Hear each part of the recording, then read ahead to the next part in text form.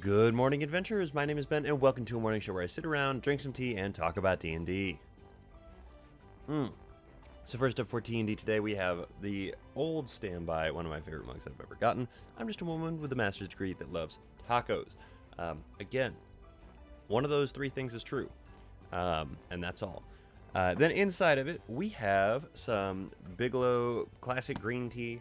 I still don't have my new shipment, I guess, of Harney & Sons or any other kind of green tea, or my D&D teas yet, because I am having to shoot these a little bit further in advance than I normally do, because I'm leaving the state for a while coming up here.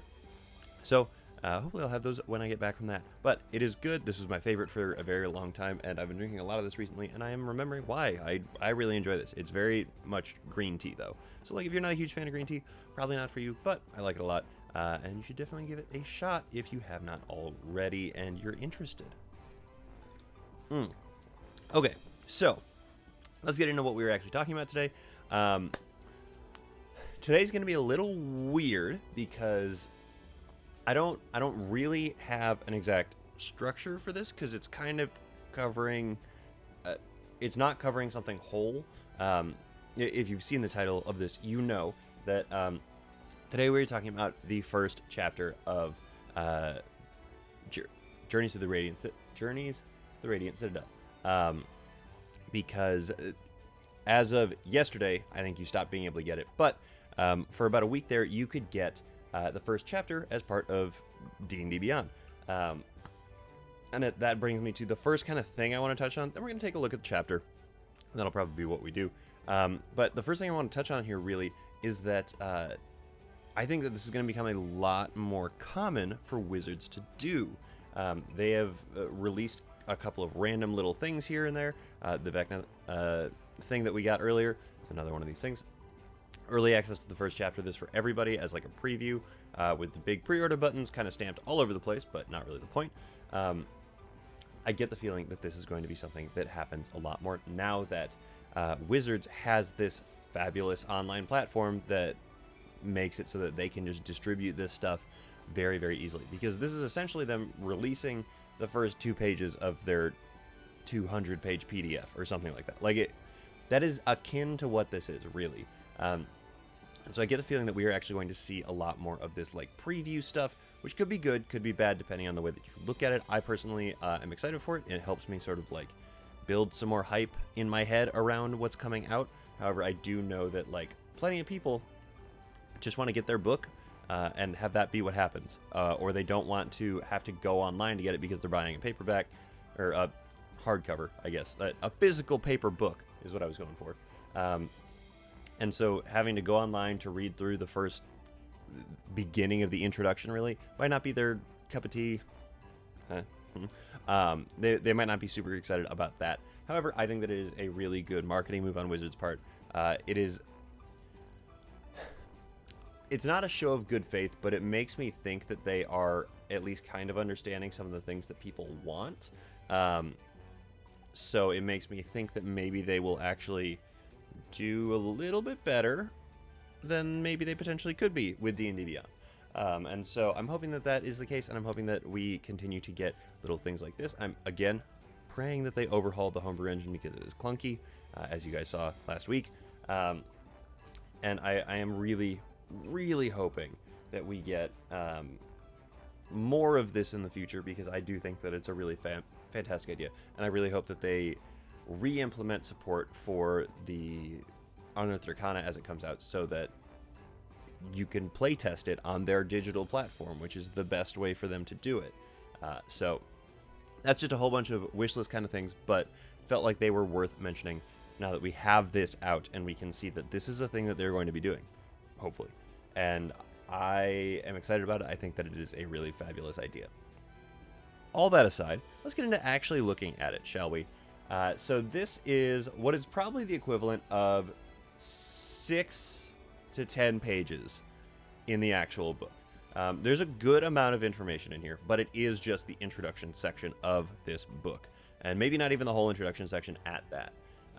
It is truly just the outline of the Radiant Citadel. So it might not even be introduction. It might just be I guess technically into chapter 2 where they start laying out the world for you in this one. But it sounds really, really cool. And I didn't know personally a whole lot about this setting before honestly sitting down to read through this a couple of times here. And I am way more excited about it now than I was before. I've always been pretty excited about it because, one, new D&D book, it's exciting for me.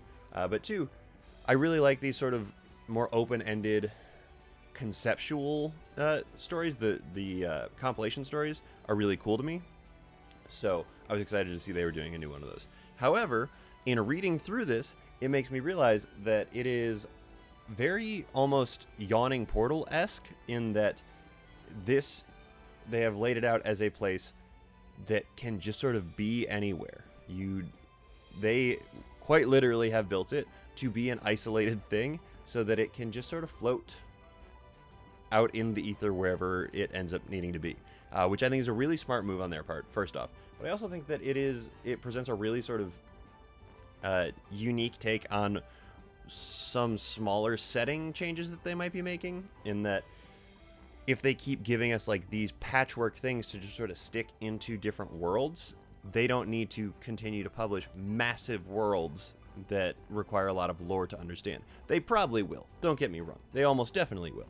But we're potentially not going to be seeing quite as many like full Ravenloft books if they keep doing this, and they could give us like Castle Ravenloft and then have some area effect kind of things that happen around it, to where you could just take it and toss it somewhere and have it land and then exist. Obviously, they're not going to do that with Castle Ravenloft because it does already exist, but it just conceptually that would make sense for me as something that they might be moving towards, just so they don't bog down everybody with too much official content world-wise, because that can get heavy fast for some people. But anyway, looking at the actual text that they gave us here, again, it's about 6 to 10 pages of the book, which is not a small amount by any real stretch, but it is less than 10% of it, more than likely, given that the book is probably going to be about 200 pages long. So it's about 5% of it, more than likely. So there's still plenty to find as we go through here. And as I mentioned, this is really just a rundown of the Radiant Citadel itself. There is no quest. Well, there's one table at the end that has potential quests associated with it, but there is no indication of what the actual quests that are going to be in the book are going to be, which I think is really great, and again, a good way for them to do something like this. So starting from the top, going down, we get a primer on the Radiant Citadel. It is just a couple of paragraphs of flavor text stuff that we need to know to be true as they go through here, followed by some features, which are highlights of some of those generalized things. So we've got hallmarks, people, and languages. They are pretty self-explanatory. Hallmarks are just kind of the things that they're known for. People are the people that make up that place, and languages, the languages that are spoken there. I don't really know how else to describe that one to you. Then it does have the map that goes with the Radiant Citadel, which is really, really cool. It defaults to showing the DM's version, but there is a button to hit to change it to the player's version in case a DM wants to take this and start running something now and hand this map out to their players so that they don't have to wait for the book to come out, which I think is really, really great. It's a really fantastic sort of idea. That is under the Noteworthy Sites section. And then in the subsets of the Noteworthy Sites, it lays out all of the things that they have highlighted on this map. If you're about to play in a Radiant Citadel game, I guess there are mild spoilers here, because I'm just going to kind of run through these real quick. But again, this is essentially chapter 1 of the book.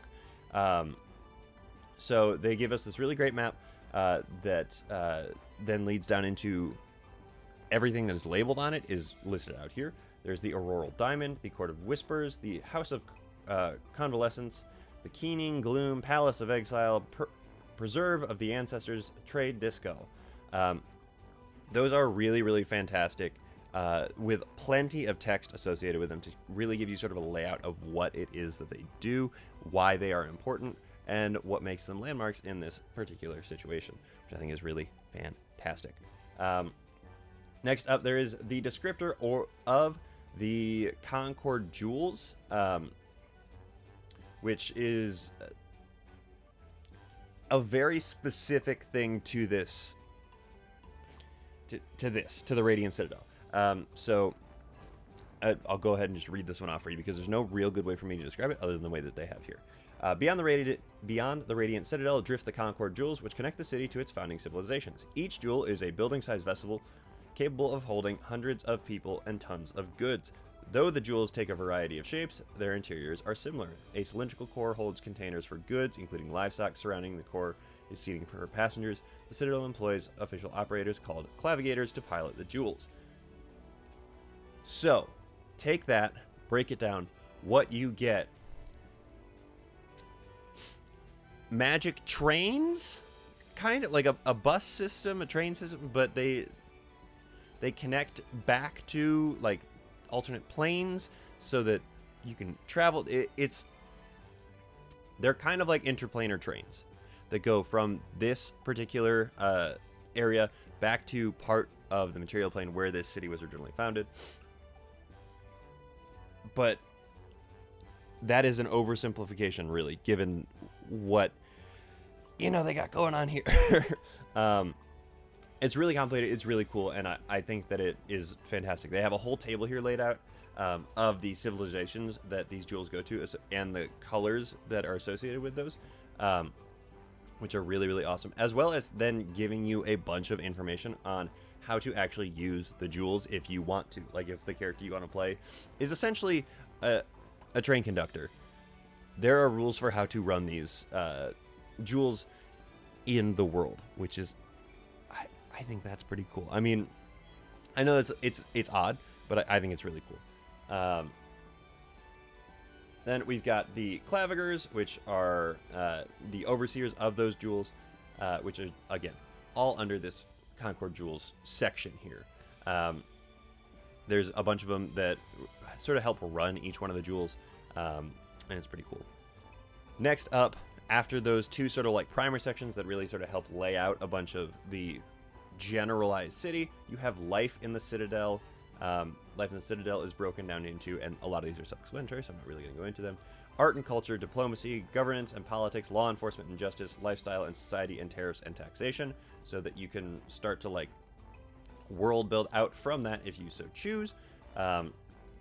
Next up, you have another big section: groups of the Citadel, the Incarnates, the speakers for the ancestors, and the shield bearers. Each of those has a bunch of like mini sections underneath them with a bunch of information about what they are, so I'm not going to really dive deep into them.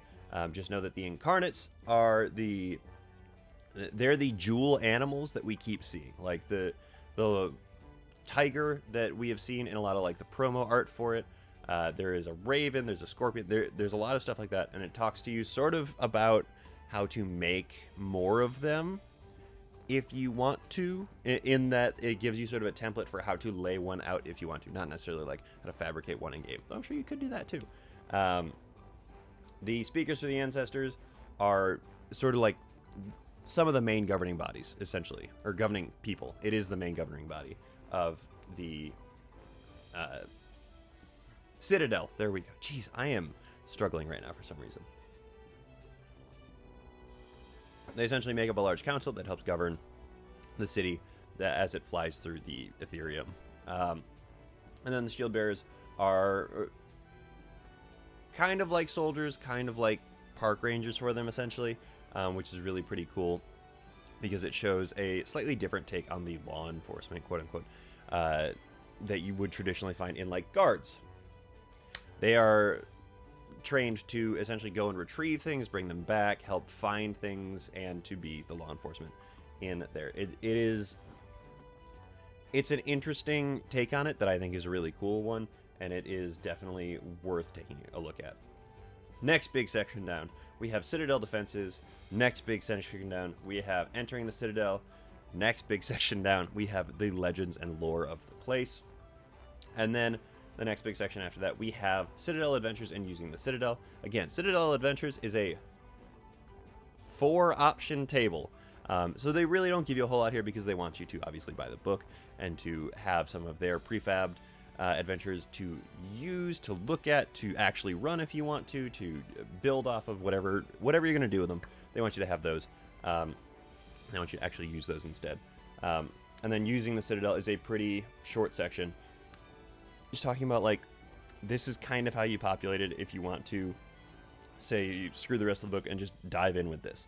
And so it's really a fantastic little resource here that helps you with the beginning world building stages of running something in the Radiant Citadel. And actually, if you are going to be just using this and not getting the rest of the book, I think that there is actually enough here for you to go ahead and take it and put these kind of cities into your homebrew or alternate setting world if you really wanted to.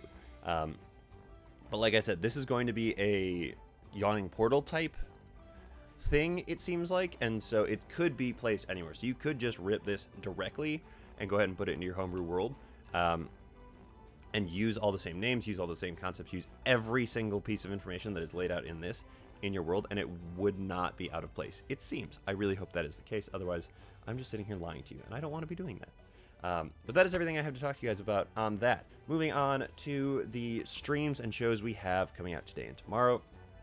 We have Dimension 20, Knocked Prone, Venture Maidens, Trials and Trebuchets, and Roll Out.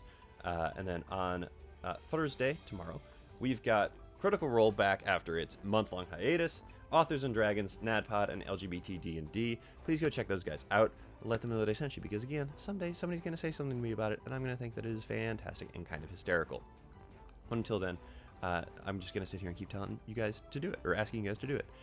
But that is everything I have to talk to you guys about today. Thank you so very much for making me part of your morning routine. I really do appreciate it. And thank you so much in particular to my patrons. You guys are the ones that make this show possible.